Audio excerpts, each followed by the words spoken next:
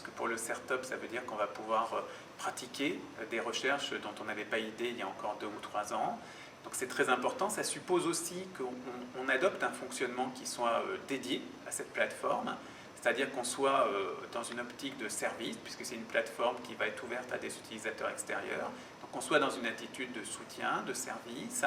Ça suppose aussi qu'on soit dans une perspective de développement, et c'est là que s'installe notre coopération avec des partenaires comme le Centre intégré de l'obésité ou l'IRIT, des informaticiens. Et puis ça suppose aussi qu'on soit dans une optique de constant développement de cette plateforme, puisque le devenir de ces plateformes, c'est de constamment évoluer en lien avec les demandes scientifiques et les améliorations techniques.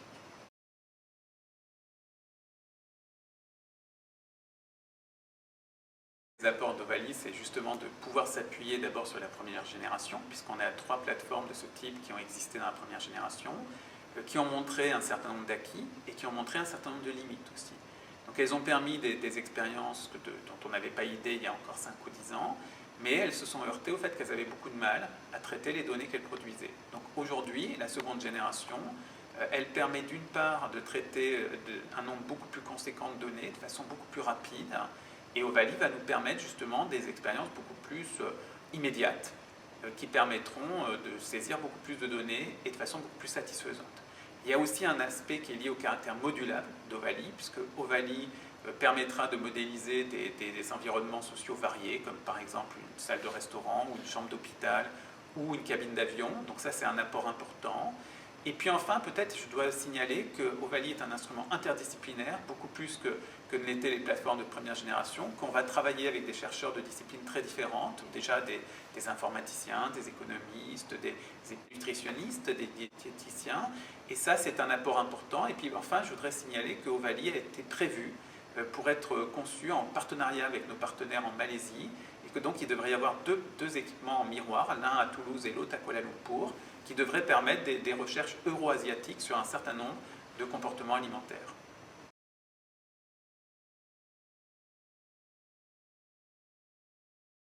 La reconnaissance faciale des émotions gustatives est héritée en fin de compte de plusieurs veines scientifiques. Il y a d'abord eu les travaux de Paul Ekman qui permettaient de mettre en relation les muscles du visage et des émotions. Et ensuite les réflexes gusto-faciaux. Steiner montre que quand on met un petit peu de sucre sur la langue d'un enfant, on voit un visage s'éclairer. Et si on lui met un peu de citron, il se resserre comme ça. Matikiva, quelques années après, montre que ce réflexe est en relation mimétique avec ce que la maman prend comme attitude, comme posture faciale lorsqu'elle nourrit l'enfant et que des interactions et une sémantisation a lieu. Vous voyez ce bassin scientifique. Et puis il y a une révolution technique cette fois-ci, du point de vue de la façon dont on va identifier un visage avec des caméras, avec des outils de captation modernes.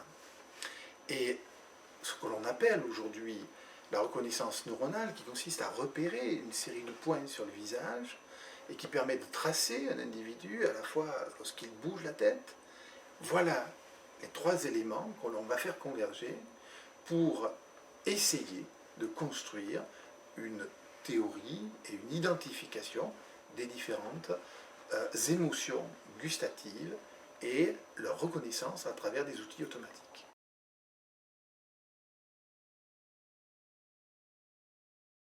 Alors, le programme de recherche d'Ovaly consiste à repérer une série, un registre des émotions gustatives et à les reconnaître avec des outils modernes de captation. Ce projet scientifique va permettre d'analyser les interactions sociales autour de l'alimentation, les émotions que les personnes ressentent, les réactions il y a autour de cela.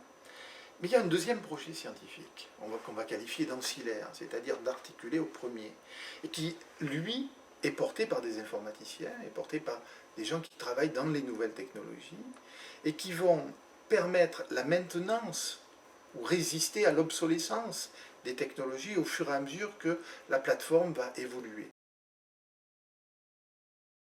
Pour nous, informaticiens, qui travaillons par les utilisateurs pour les utilisateurs, donc on a un continuum entre l'utilisateur qui va nous exprimer ses besoins et l'utilisateur qui va in fine recevoir le résultat de nos recherches.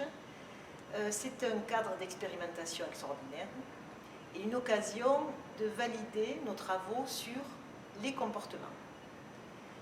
Du point de vue de l'informatique, nous travaillons sur les profils utilisateurs et la possibilité d'améliorer les recommandations, c'est-à-dire la réponse d'un système informatique à un besoin de l'utilisateur, à partir de son écosystème social. Nous sommes tous immergés actuellement dans un milieu numérique et à partir de tout ce comportement social, on a la possibilité d'extraire des métadonnées qui vont permettre de caractériser le comportement d'un utilisateur ou d'un groupe d'utilisateurs.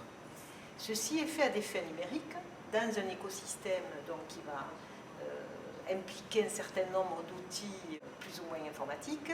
Et notre objectif dans Ovalie, ce sera d'aller tester, on va dire in vivo, et avec un vrai comportement social et une interaction interpersonne et pas une interaction uniquement numérique, les différents travaux que nous proposons dans le cadre scientifique informatique classique.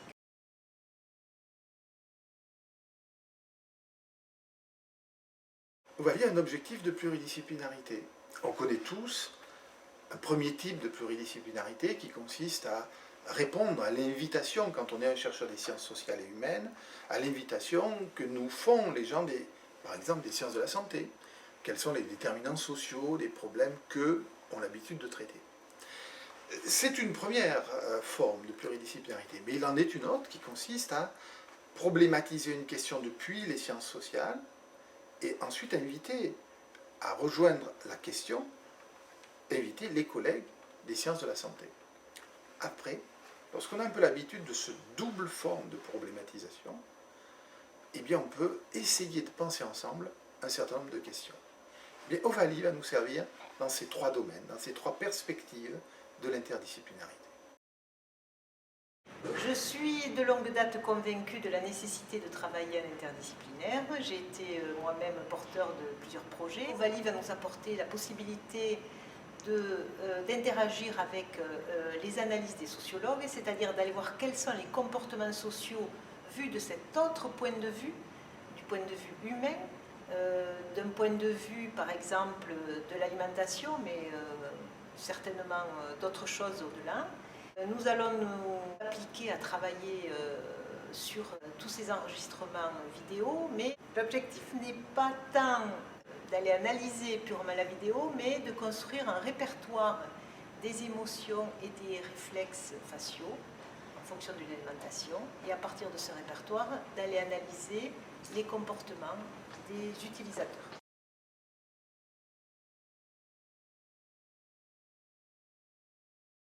Alors Ovalie est installée à Toulouse en Midi-Pyrénées et Ovalie est connectée avec d'abord un réseau de recherche et un réseau d'interaction avec le milieu industriel qui s'appelle le pôle alimentation sécurité sanitaire qui regroupe une dizaine d'équipes de recherche, 17 industriels, des entreprises de transfert.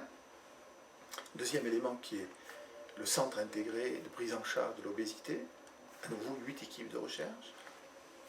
4 services hospitaliers, et de la recherche qui va de la génétique à la sociologie et l'anthropologie. Enfin, une équipe INSERM qui travaille sur les troubles du développement et sur le vieillissement. Voilà l'articulation locale. Et puis, il y a une articulation au-delà de Midi-Pyrénées et de Toulouse, à travers des problématiques et des entreprises qui sont des entreprises nationales, que ce soit dans le secteur de la restauration, dans le secteur de l'agroalimentaire ou dans le secteur des transports aéronautiques.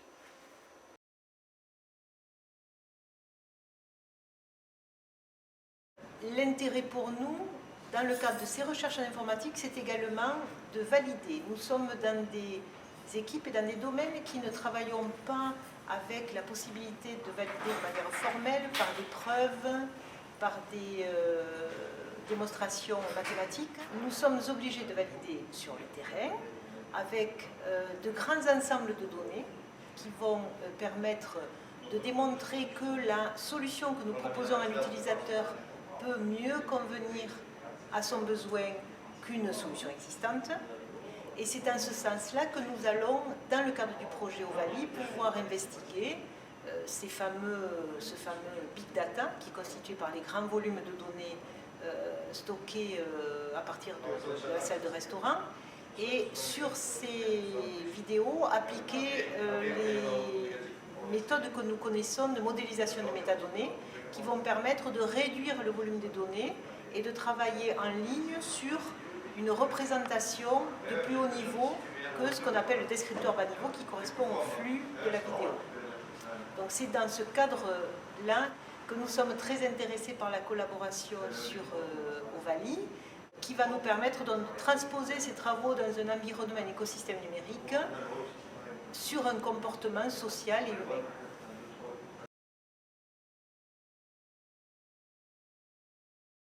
On a un premier domaine qui est le secteur de la santé, avec le secteur du vieillissement et l'alimentation dans les milieux institutionnalisés de la santé. Les maisons de retraite, les longs séjours, manger en milieu médicalisé. Deuxième élément important, c'est la chirurgie bariatrique. L'obésité constitue une des grandes épreuves scientifiques de la modernité. Et la question, c'est comment revient-on à une alimentation plus ou moins normale après? Troisième point décisif, c'est l'alimentation des enfants souffrant d'un handicap, du trouble envahissant du développement ou de ce qu'on appelle l'autisme ou le spectre autistique. On a affaire à des enfants qui ont ici des difficultés de socialisation. La compréhension de la déformation, des difficultés de socialisation, d'intériorisation des normes et les effets que ça a sur l'environnement, voilà à nouveau un dispositif d'étude. Nous étions dans la santé, mais Ovalie s'intéresse à l'alimentation hédonique, c'est-à-dire le plaisir qu'on a à aller au restaurant, c'est-à-dire à la gastronomie, c'est-à-dire à l'alimentation quotidienne, et le plaisir est un élément essentiel. À nouveau, ces dispositifs vont permettre d'approcher plus finement les interactions sociales, de la convivialité et du partage alimentaire. Le dernier élément, du point de vue de la socialisation, c'est la socialisation par les pairs, chez les enfants.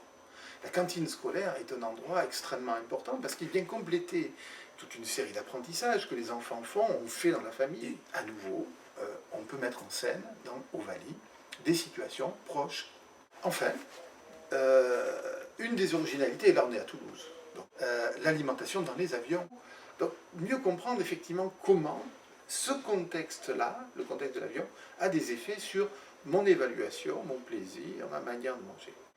Et on voit ici que la dimension internationale a une importance considérable. Et Ovalie est un dispositif de recherche qui va être mis en miroir avec un équipement équivalent installé à Kuala Lumpur, en Malaisie, à la Taylor's University. Et nous allons pouvoir produire ou faire des recherches en miroir sur les populations européennes et sur les populations asiatiques.